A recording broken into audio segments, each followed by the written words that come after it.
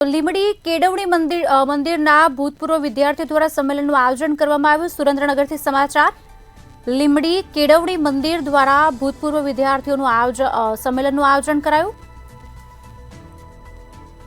113 જેટલા ભૂતપૂર્વ વિદ્યાર્થીઓનું સંમેલન યોજાયું। રાષ્ટ્રપતિ એવોર્ડ વિજેતા 7 વિદ્યાર્થીઓનું સન્માન પણ કરવામાં આવ્યું।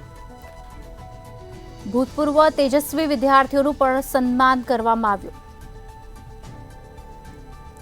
લીંબડી દશાડાના ધારાસભ્ય તેમજ સાંસદ પણ ઉપસ્થિત રહ્યા હતા।